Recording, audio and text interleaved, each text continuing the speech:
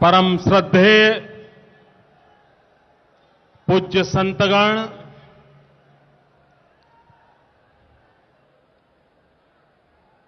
मां भारती की भक्ति में डूबे हुए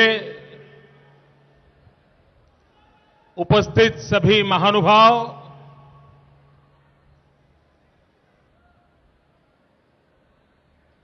जिन संतों के चरणों में बैठना ये भी जीवन का एक बहुत बड़ा सौभाग्य होता है,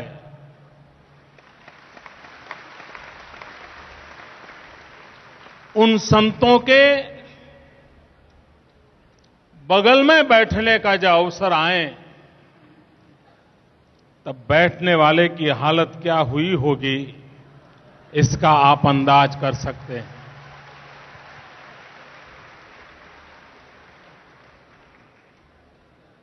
जिनकी वाणी सुनने के लिए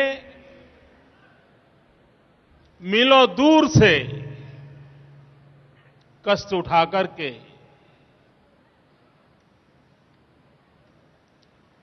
करोड़ों करोड़ों लोग पहुंचते हैं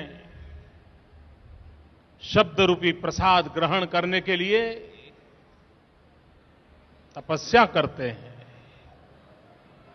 ऐसे ओजस्वी, तेजस्वी, तपस्वी, मां सरस्वती के धनी, जिसके आशीर्वाद से लाभान्वित हुए हैं, ऐसे उन महापुरुषों के बीच खड़े होकर के कुछ कहने की नौबत आए तब उस कहने वाले का हाल कैसा होता होगा, इसका आप भली भांति अंदाज कर सकते हैं।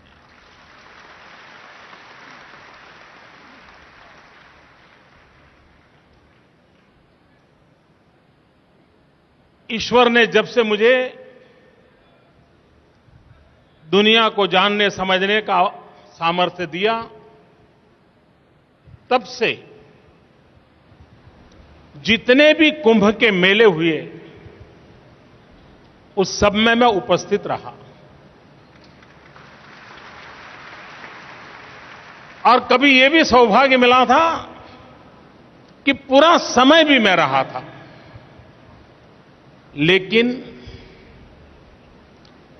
इस बार का ये पहला कुंभ का मेला ऐसा था कि जिसमें मैं पहुंच नहीं पाया था।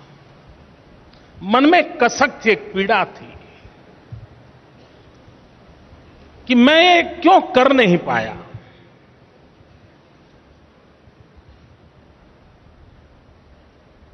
और जब गुरुजी अभी मिले तो मुझे तुरंत पूछा, बेटे इस बार कुंभ में क्यों नहीं दिखाई दिए।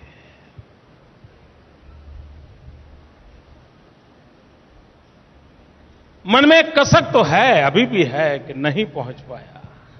लेकिन आज इस समारोह में, और वह भी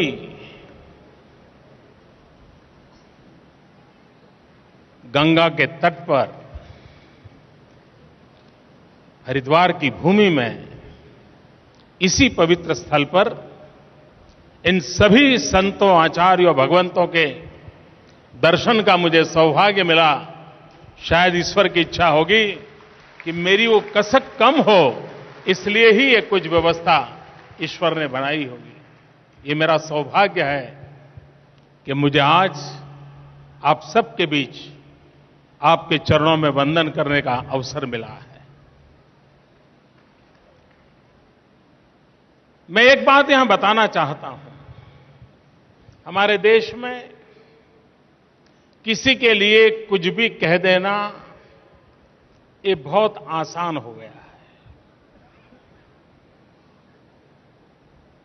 शब्दों का मूल्य न समझते हुए, शब्दों का सामर्थ्य न समझते हुए किसी के लिए कुछ भी कह देना, ये मानो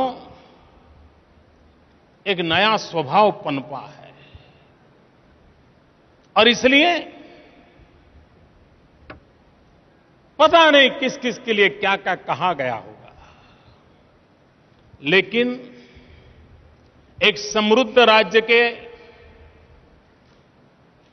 इतने वर्षों तक मुख्यमंत्री पद रहने के बाद मैं सार्वजनिक रूप से और इन मीडिया वाले मित्रों की हाजिरी में अपने अनुभव से घोषित करना चाहता हूं, यहां एक भी संत महात्मा, एक भी संस्था ऐसी नहीं है जिसने कभी भी गुजरात में मुख्यमंत्री के पास आकर के किसी भी चीज की कभी मांग की हो।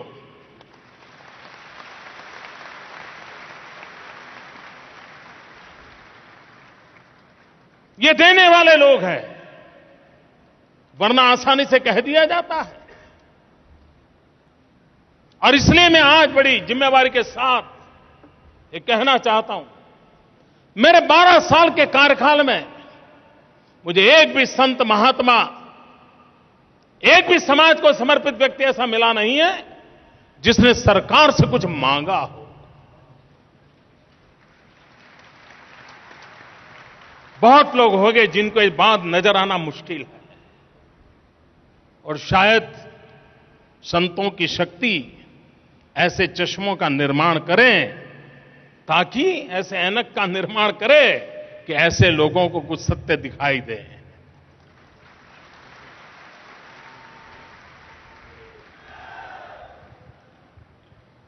और उस अर्थ में उनकी वाणी का सामर्थ्य हजारों गुना बढ़ जाता है। उन्होंने जो मर्यादा रेखाएं तय की होती हैं, उस मर्यादा रेखाओं के बाहर जाने का साहस कतई कोई नहीं कर पाता है, क्योंकि वो सिर्फ शब्द नहीं होते हैं, वो एक साधना का अंश होता है, और तब जाकर के होता है।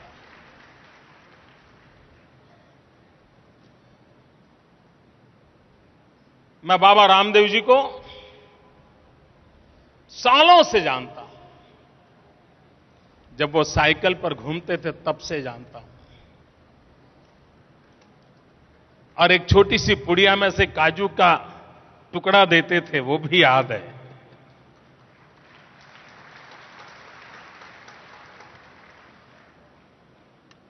आप कल्पना कर सकते हैं, एक व्यक्ति अहरनिश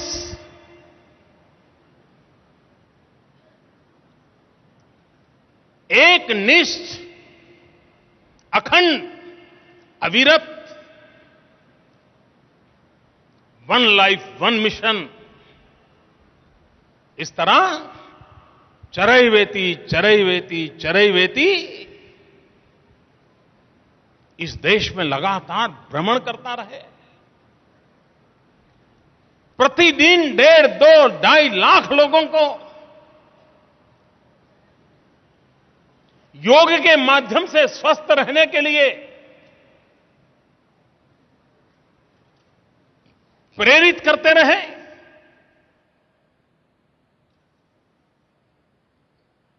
अगर बाबा रामदेव जी की ये मूवमेंट दुनिया के किसी और देश में हुई होती तो न जाने कितनी यूनिवर्सिटियों ने उस पर पीएचडी की होती।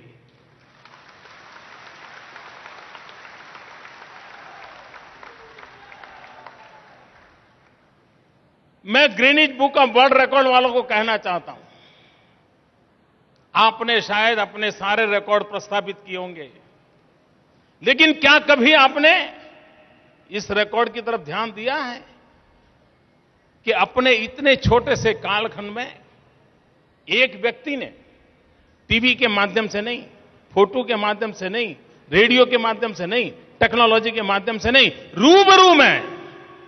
रूबरू में इतने करोड़ लोगों के साथ आंख में आंख मिलाकर के बात की होगी, ऐसा शायद रिकॉर्ड दुनिया में कहीं नहीं होगा, दुनिया में कहीं नहीं होगा। यह हमारा दुर्भाग्य है मित्रों कि हम लोग हमारे देश के सामर्थ्य की चर्चा कभी करते नहीं।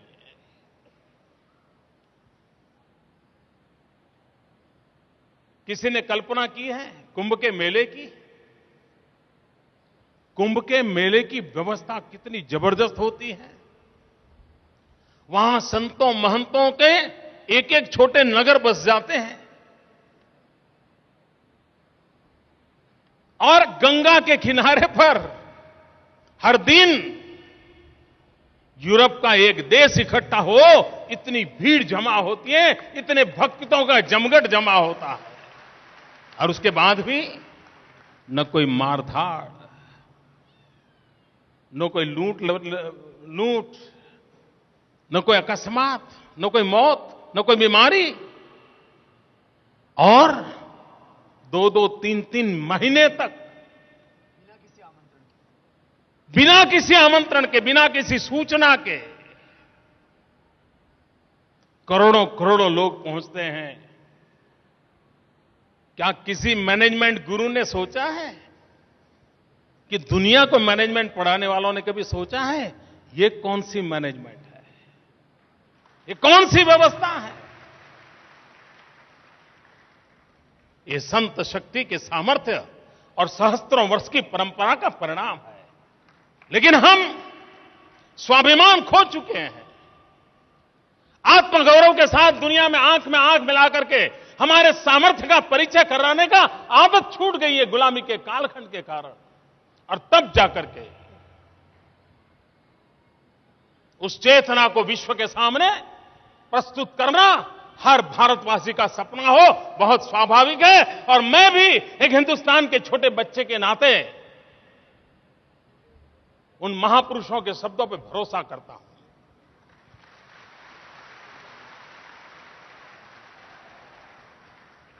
श्री अरविंद ने कहा था, और मैं इसे वेद वाक्य मानता हूं, श्री अरविंद ने साफ कहा था, मुझे विश्वास है कि मेरी भारत माता आजाद तो होगी, इतना ही नहीं, ये मेरी भारत माता विश्व कल्याणक बनकर रहेगी, ये सपना देखा था। 150 साल पहले पैदा हुए स्वामी विवेकानंद जी ने आज जब पूरा हिंदुस्तान उनके 150वीं जयंती मना रहा है, तब उस महापुरुष के सपनों को पूरा कौन करेगा? क्या इस देश के एक एक बच्चे का दायित्व नहीं है? हम सभी भारतवासियों का दायित्व नहीं है? हम सभी नौजवानों का दायित्व नहीं है कि जिस स्वामी विवेकानंद जी ने कहा था कि मैं अपनी आंखों के सामने देख रहा हूं, मेरी मां भारत माता जगत गुरु के स्थान पर विराजमान है। मुझे उस महापुरुष के सपनों में विश्वास है। और उन्होंने कहा था, मेरी आशा देश के नौजवान है। 150 साल हो गए उस महापुरुष के जन्म को। 100 साल पहले ये बातें उन्होंने बताई थी, 125 साल पहले बताई थी। और आज पूरा विश्व का सबसे युवा कोई देश है तो हिंदुस्तान है। आज पूरे विश्व में चर्चा चल रही है 21वीं सदी हिंदुस्तान की सदी। पूरा विश्व ये मानता है 21वीं सदी ज्ञान की सदी है। और इसलिए जब जब मानव जात ने ज्ञान युग में प्रवेश किया है, उस सभी समय हिंदुस्तान ने मानव जात का नेतृत्व किया है। 21वीं सदी भी अगर ज्ञान की सदी है तो 21वीं सदी का नेतृत्व भी ये ज्ञानवान देश के पास होगा, ये हम सबको भरोसा होना चाहिए। और उस दिशा में हमें अपने नागरिक के नाते, हम जहां भी हो, जैसे भी हो, उस कर्तव्य का पालन करने के लिए 125 करोड़ देशवासियों का संकल्प इस आशा आकांक्षा की परिपूर्ति कर सकता है। भाइयों बहनों, अभी अभी नवरात्रि का पर्व पूरा हुआ है और ये मेरा सौभाग्य रहा कि कुछ कारणवश में से ऐसे कार्यक्रम बन गए। मीडिया के मित्र तो बड़ा उसका डिजाइन बना करके दुनिया को समझा रहे हैं कि मोदी कितने बड़े प्लानिंग के साथ आगे बढ़ रहे हैं, ऐसा बता रहे हैं। तो मैं बताना चाहता हूं, मेरा कोई प्लानिंग नहीं है जी, भगवान के विधान से हो रहा है। ईश्वर की इच्छा होगी।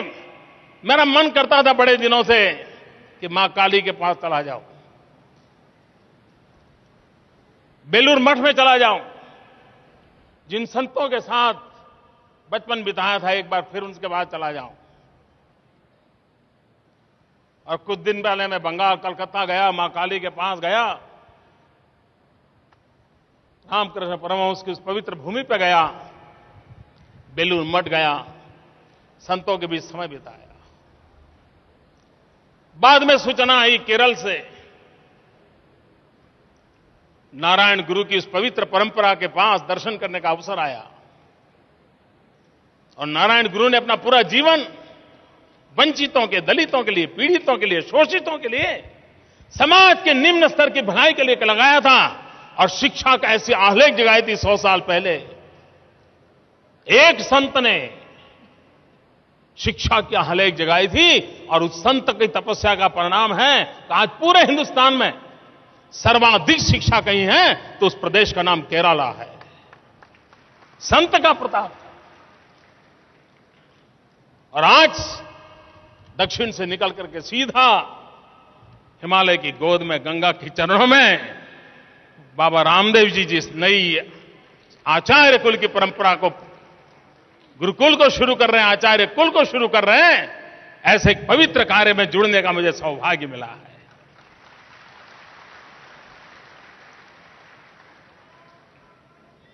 मैं जानता हूं आज के इस अवसर के बाद भांति भांति की चर्चा हमको सुनने को मिलेगी। मैं जब छोटा था तो हमारे कान में एक सवाल रखा जाता था, हमारे मनों को भ्रमित किया जाता था। कभी कभी मुझे लगता है कि बाबा रामदेव जी सारे देश को कपाल भाती की ओर खींच के ले गए हैं और उसके कारण जिनके कपाल में भ्रांतियां पड़ी है वो ज्यादा परेशान नजर आते हैं। लेकिन मुझे भरोसा है ये कपाल भाती कभी न कभी एक कपाल की भ्रांतियों को भी समाप्त करने का सामर्थ्य दिखाएगी।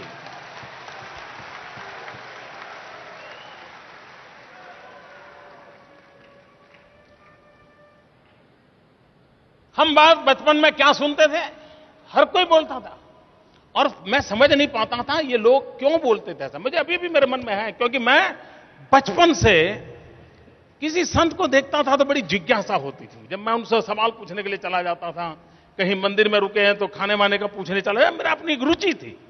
पता नहीं मुझे ईश्वर ने तय किया था मेरे लिए, तो मैं बड़ा आकर्षण था मेरा। और मुझे बाहर लोग ऐसे, मैं छोटे नगर से पैदा हुआ हूं, मैं कोई बड़े बड़े मैंने तो गाड़ी भी बहुत बचपन में देखी नहीं थी कि कार क्या होती है। तो लोग कहते हैं यार छोड़ो, ये साधु लोग खाते हैं सोते हैं बस, कुछ करते नहीं है, लड्डू खाना बस, और कुछ काम नहीं है। और अब जब काम करते हैं तो लोग पूछते हैं अरे आपका ये काम है क्या, क्यों करते हो? मैं हैरान हूं।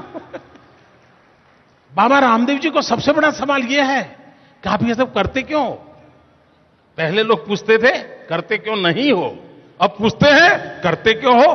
क्या इन लोगों के लिए जवाब देते बनता है? भाई इनके लिए समय बर्बाद करने की जरूरत नहीं है। बाबा रामदेव जिस काम को कर रहे हैं, मैं मानता हूं राष्ट्र की सेवा भी, और हमारे पूरी संत परंपरा को दीजिए। हर संत ने अपना जीवन उपदेशों तक कभी सीमित नहीं रखा है। उन्होंने आचरण पर बल दिया है और कर्तव्य भाव से समाज जीवन की पीड़ाओं को दूर करने के लिए उनसे जो कुछ भी उस युग में हुआ उसको करते रहे हैं। किसी की जेब में एक पैसा न हो और साल भर हरिद्वार में रहना हो, कोई मुझे बताए भूखा रहेगा? ये कौन खिलाता है?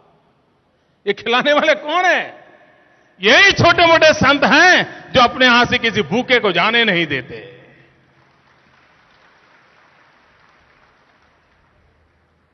लेकिन उन्हीं के लिए पता नहीं। मैंने बाबा रामदेव जी से एक बार पूछा था कि मैं तो योग की परंपरा से जुड़ा हुआ इंसान हूं और दिन रात दौड़ पाता हूं, उसमें योग का बहुत बड़ा योगदान है। तो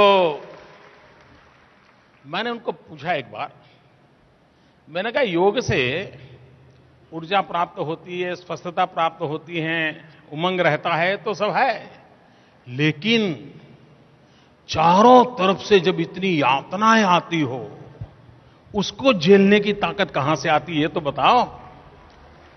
क्या नहीं बीती बाबा रामदेव पर, और क्या गुनाह था उनका। क्या भारत जैसे लोकतंत्र देश में आपके विचारों से विपरीत विचार कहना गुनाह है? क्या आपको जो बात पसंद नहीं है वो बात अगर कोई कहे तो उसके लिए कोई भी अनाप शनाप शब्द बोलने का आपको अधिकार मिल जाता है? मैं दिल्ली में बैठे हुए शहंशाहों से पूछना चाहता हूं, और ये मोदी नहीं पूछ रहा है,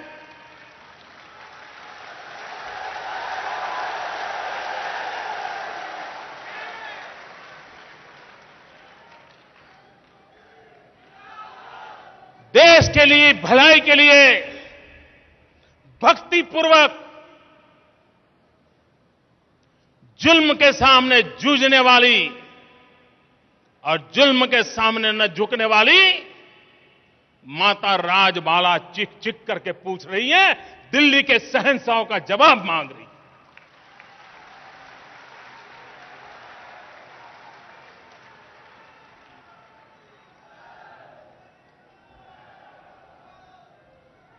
और ये देश देखिए,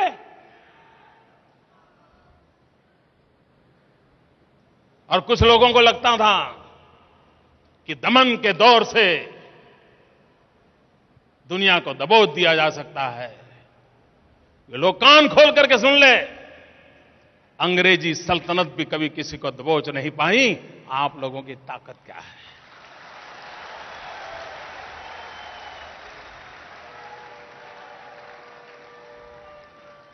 आप लोग चीज क्या है? एक बार निकलो तो सही, जनता को जवाब देता बन पड़ेगा, जनता को जवाब देना पड़ जाएगा।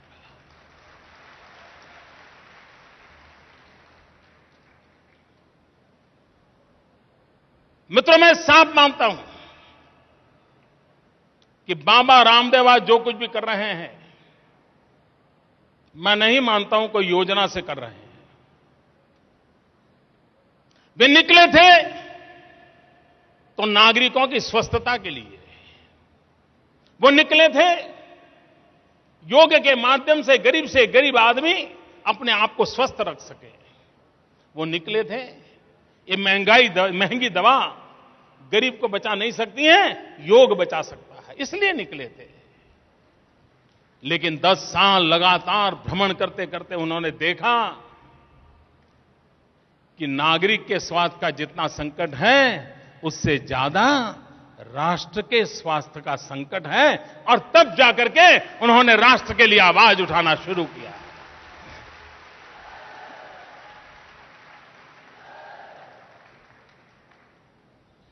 और भाइयों बहनों,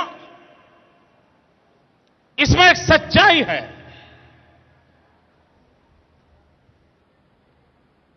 और मुझे विश्वास है कि भले ही उन पर अनेक प्रकार के भांति भांति के आरोप लगाने की कोशिश हुई हो, और बाबा रामदेव जी मुझे मिलते हैं तो मुझे दूसरा कहते हैं। वो मुझे कहते हैं, मोदी जी हम दोनों सगे भाई हैं। मैं कहा क्यों? बोले जितने प्रकार के जुल्म मुझ पे हो रहे हैं वो आपको पर भी सभी प्रकार के हो रहे हैं। तो मैं सूची बनाता हूं कि आज उन पर एक जुल्म हुआ, तब मेरी बारी कब आएगी? क्या शासन का यह काम है क्या? क्या सत्प्रवृत्ति को बढ़ावा नहीं मिलना चाहिए? और आप बीमारियों की दवाई कुछ और खोज रहे हैं। बीमारियों की जड़ों को दूर करने का काम ये संत परंपरा कर रही है, और उसी को आप नकार रहे हो तो वो बुराइयां बढ़ती जाएगी।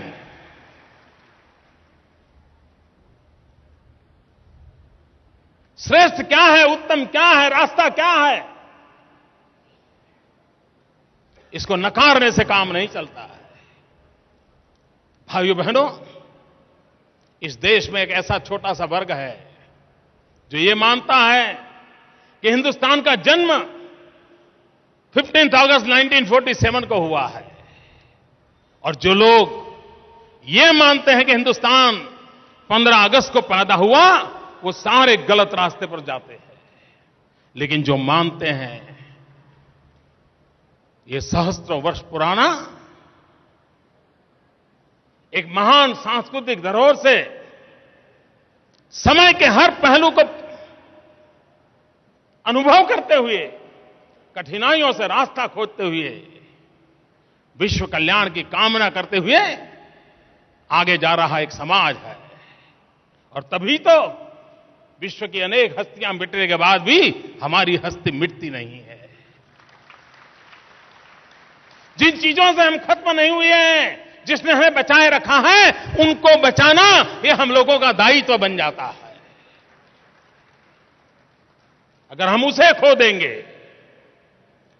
समाज कोई भी हो, अगर वो समाज इतिहास की जड़ों से अपने आप को काट देता है, सांस्कृतिक छाया से अपने आप को अलग कर देता है, तो उस समाज में इतिहास निर्माण करने की ताकत नहीं रहती है। इतिहास वही समाज बना सकता है जो समाज इतिहास में से प्राण शक्ति को प्राप्त करता है। हम लोग हमारे अपने इतिहास के प्रति शर्म अनुभव करते हैं, खुद को इतिहास से अलग करने का प्रयास करते हैं। सांस्कृतिक विरासत को हम पुराणपंथी कह करके, गालियां दे करके उसका इनकार कर देते हैं, और तब जाकर के स्वस्थ समाज के निर्माण में रुकावटें पैदा होती है। हमारी समाज व्यवस्था को बनाने का, बचाने का सबसे बड़ा काम परिवार संस्था ने किया था। धीरे धीरे देख रहे हैं हम, पूरा हमारी परिवार संस्था संकट में आ रही है। ज्वाइंट फैमिली से हट हट के हम माइक्रो परिवार की ओर बढ़ते चले जा रहे हैं, और बच्चे आया के भरोसे पल रहे हैं। अगर यही होगा, और तब जाकर के हमारा सामर्थ्य किसमें था, हमारी समाज व्यवस्थाएं क्या थी, उसमें से कौन सी चीजें अच्छी हैं, कौन सी चीजें कालबाह्य हैं, जो निकम्मी है उसको उखाड़ फेंकना, ये हमारे समाज की ताकत है। और मित्रों, मैं आज गर्व से कहना चाहता हूं, हम ही लोग उतने भाग्यवान हैं, इस भारत भूमि में जन्मे हुए हम लोग उतने भाग्यवान हैं कि हमारी धरती ने एक ऐसी बहुरत्ना वसुंधरा है, हमारी समाज व्यवस्था इतनी जागरूक समाज व्यवस्था है कि जिसके कारण जब जब हमारे भीतर बुराइयां पैदा हुई, हमारे अंदर कमियां आई, तो उस कमियों को दूर करने के लिए, उन बुराइयों की मुक्ति के लिए हमारे ही समाज के भीतर से तेजस्वी, ओजस्वी, प्राणवान महापुरुषों का जन्म हुआ। अस्पृश्यता हमने जन्म दिया, तो कोई गांधी आया जिसने अस्पृश्यता के खिलाफ जंग छेड़ा। हम ईश्वर भक्ति में लीन थे, तब कोई विवेकानंद आया, उसने कहा अरे दरिद्र नारायण की सेवा करो। हम माता, मंदिर, भक्त, भगवान उसमें लगे हुए थे, तब कोई विवेकानंद आया, उसने कहा अरे छोड़ो तुम्हारे सब भगवानों को डुबा दो और तुम सिर्फ भारत मां की सेवा करो, यह देश तेजस्वी बनकर के निकलेगा। यह सामर्थ्य इस समाज में है। विधवाओं के प्रति अन्याय करने वाला समाज के खिलाफ इसी कोख से एक महापुरुष पैदा हुए, जिन्होंने विधवाओं के कल्याण के लिए आलेख जगाई और समाज के खिलाफ लड़ाई लड़े। ये संतों का, ऋषियों का, मुनियों का, आचार्यों का, इनका योगदान है, तब जाकर के हुआ है। यह देश राजनेताओं ने नहीं बनाया है, यह देश किसी सरकारों ने नहीं बनाया है, यह देश ऋषियों ने, मुनियों ने, आचार्यों ने, शिक्षकों ने बनाया है, और तब जाकर के देश बना।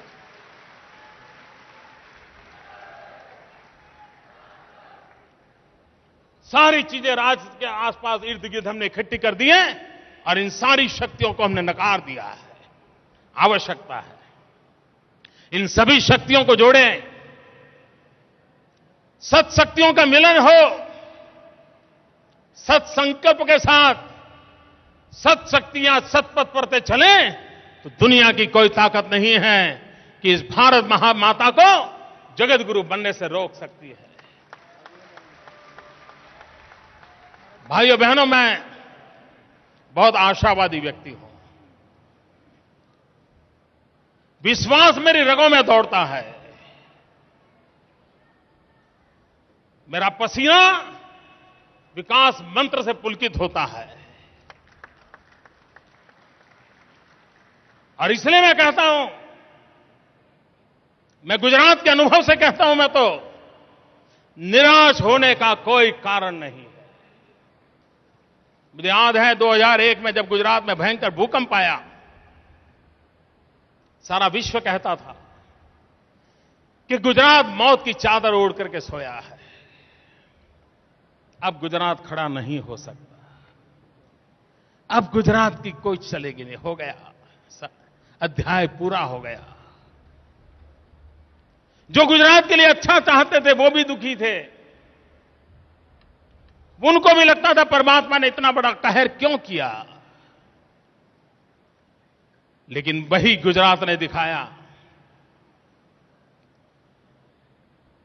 सारा विश्व कहता है, वर्ल्ड बैंक कहती है कि भयानक भूकंप के आफत में से निकलने में समृद्ध देशों को भी 7 साल लगते हैं। हम तो गरीब देशों में गिने जाते हैं, लेकिन गुजरात 3 साल के भीतर भीतर दौड़ने लग गया था। मित्र,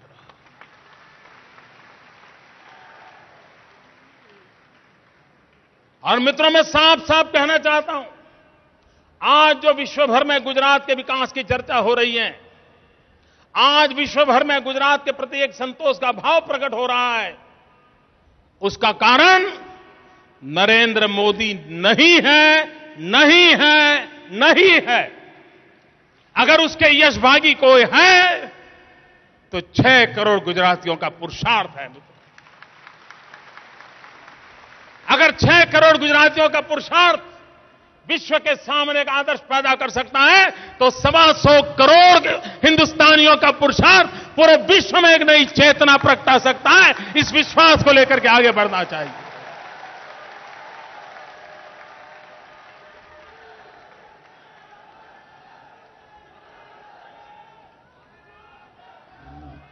भाइयों बहनों, हमने कभी जीवन में लेना पाना बनना न कभी सपने देखे हैं, न सपने संजोए हैं। हम फकीरी को लेकर के चले हुए इंसान हैं।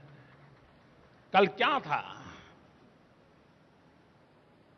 अगर कल कुछ नहीं था तो आने वाले में कुछ होना चाहिए, इसकी कामना कभी जिंदगी में नहीं रखी। और मित्रों, राजा रणजीत ने कहा था, और यही देश की विशेषता देखिए कि यही देश है कि जहां एक राजा किस प्रकार का ललकार करता है। राजा रणजीत ने कहा था, न काम ये राज्यम न मोक्षम न पुनर्भवम, काम ये दुख तप्ता नाम प्राणी नाम आरती नाशनम। न मुझे राज्य की कामना है, न मुझे मोक्ष की कामना है। अगर कामना है तो पीड़ितों के, दुखियारों के, वंचितों के आंसू पोंछने की कामना है। यह हमारी परंपरा रही है। न काम है राज्यम न मोक्षम न पुनर्भवम।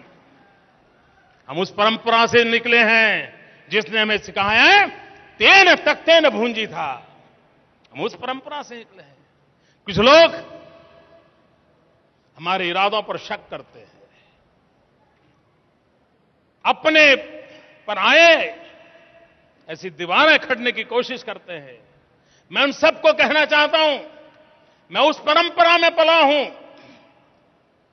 मैं उस संस्कारों में बड़ा हुआ हूं। जिसने मुझे जो मंत्र सिखाया है, वो मेरे मंत्र में, वो मंत्र मेरे राजनीतिक जीवन का मैनिफेस्टो में मानता हूं। वो मंत्र कहता है, सर्वे अपि सुखिनः सन्तु सर्वे सन्तु निरामया। मुझे कभी ये नहीं कहा हिंदू सुखी न संतु, हिंदू निरामय, ऐसा नहीं कहा। मेरे पूर्वजों ने मुझे कहा है, सर्वे अपि सुखी न संतु, सर्वे संतु निरामया, सर्वे भद्राणि पश्यन्तु, मां कश्चित् दुख भाग भवेत्। सबके कल्याण की बात, सबके स्वास्थ्य की बात, सबके समृद्धि की बात, यह हमें मैनिफेस्टो हमारे पूर्वजों ने दिया है। और शायद दुनिया में किसी समाज के पास, किसी धर्म के पास, किसी परंपरा के पास 2 अक्षर लाइन में मानव विकास का चित्र खींचा गया होगा, सोशल वेलफेयर के कामों का खाका खींचा गया होगा, ऐसा शायद दुनिया में कहीं नहीं होगा। ये मेरा ज्ञान कहता है। और इसलिए भाइयों बहनों, हमारे पास अगर इतनी बड़ी विरासत है तो भय किस चीज का? मुझे स्मरण है 2002 में मैं चुनाव जीत के आया था। कई लोगों के लिए बहुत बड़ा सदमा था। वो अभी तक बेचारे होश में नहीं आए हैं। 12 साल हो गए। हाँ, 12 साल हो गए। लेकिन उस दिन मेरा एक भाषण है, मैं मीडिया को, मित्रों को कहता हूं, अगर आप में ईमानदारी नाम की चीज है तो उस समय के YouTube पर जाकर के मेरा वो भाषण निकाल के देख लीजिए। चुनाव जीतने के बाद मैंने कहा था, अब चुनाव समाप्त हो चुके हैं, राजनीतिक गहमागहमी समाप्त हो चुकी है, तूते मैमे का दौर खत्म हो चुका है। अब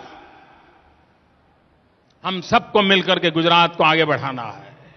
और मैंने कहा था, जिन्होंने वोट दिया है वो भी मेरे हैं, और जिन्होंने वोट हमें नहीं दिया वो भी मेरे हैं, और जिन्होंने किसी को वोट नहीं दिया वो भी मेरे हैं।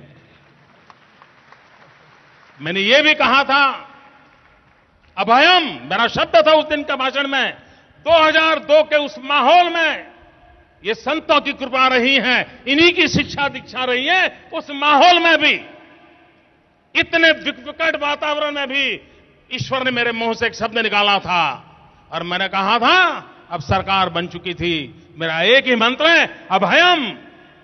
अभयम मैंने कहा था।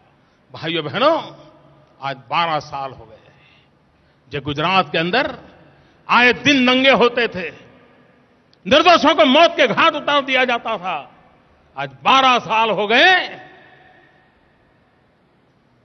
दंगों का नामो निशान वहां नहीं बचा है।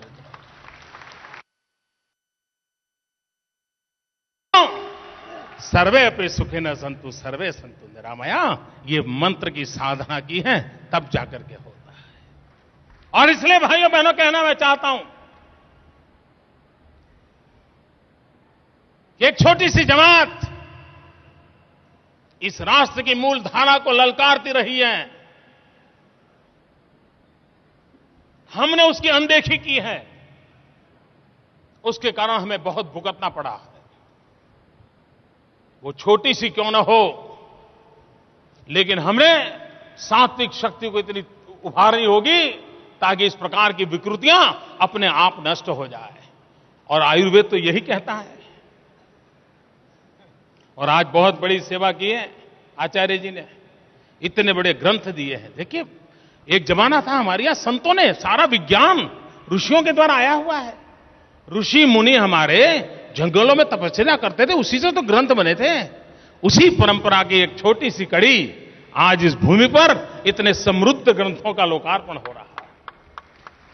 और मैंने जब आचार्य जी से प्रार्थना की है कि इसका डिजिटल फॉर्म हो, ताकि दुनिया, नई पीढ़ी जरा इंटरनेट पर जाकर के देखें ये पेड़ पौधे क्या देते हैं, ये परमात्मा हमें क्या दे रहा है। हमारे लिए सब चीजें मौजूद है,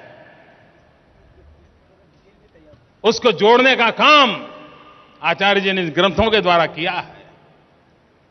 आने वाली सदियों तक काम आने वाला ये उत्तम काम उन्होंने किया है। मैं आपका अभिनंदन करता हूं। मैं पतंजलि योगपीठ का अभिनंदन करता हूं कि उन्होंने हमारी जो मूलभूत शक्ति है उस पर अत्यंत भरोसा करते हुए उसको दोबारा पुनर्जागरण करने का एक अभियान उठाया है। भाइयों बहनों, आज मुझे एक सम्मान पत्र दिया गया। मैं अपने आप से पूछता हूं, क्या मैं इसके लिए योग्य हूं? और मेरी आत्मा कहती है नहीं, मैं इसके लिए कतई योग्य नहीं। लेकिन संत मन से मां के रूप होते हैं। संतों के भीतर एक मां का विराट रूप अस्तित्व होता है, और जो संतों के निकट जाता है ना, उसको संतों की भीतर का जो मातृत्व है उसकी अनुभूति होती है। और मां अपने बच्चे को, जब वो चल नहीं पाता है, तो उंगली पकड़ करके चलो चलो, अरे दौड़ो दौड़ो, बहुत पास में है करके खींच के ले जाते हैं। मां को मालूम होता है कि बच्चा दौड़ नहीं पाएगा, फिर भी मां पुचकारती है, अरे दौड़ो दौड़ो, देखो दौड़ो, आ जाओ आ जाओ आ जाओ करके दौड़ाती है। मुझे लगता है कि मेरी दौड़ कुछ कम पड़ रही है।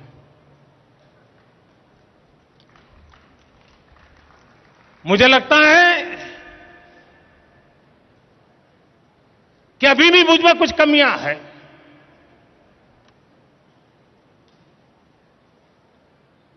और संतों ने आज एक अलग ढंग से मुझे इंगित किया है कि बेटे, ये सब तुम्हें अभी पूरा करना बाकी है। ये सम्मान पत्र नहीं है, ये आदेश पत्र है। और मेरे लिए ये प्रेरणा पुष्प है। ये प्रेरणा पुष्प मुझे हर पल कमियों से मुक्ति देने की ताकत दे।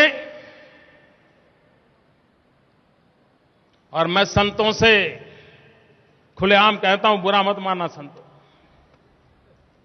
मुझे संतों से वो आशीर्वाद नहीं चाहिए जो किसी पद के लिए होते हैं, नहीं चाहिए।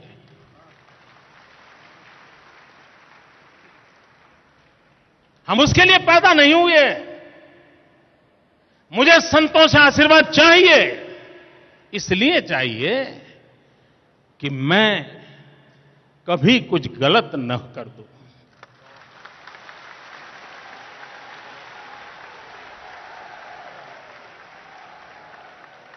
मेरे हाथों से कुछ गलत न हो जाए, मेरे हाथों से किसी का बुरा न हो जाए।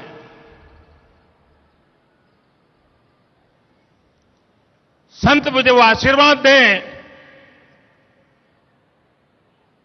गंगा मैया मुझे वो सामर्थ्य दे, राजाधिराज हिमालय मुझे वो प्रेरणा दे, और आप सब जनता जनार्दन ये ईश्वर का रूप होता है।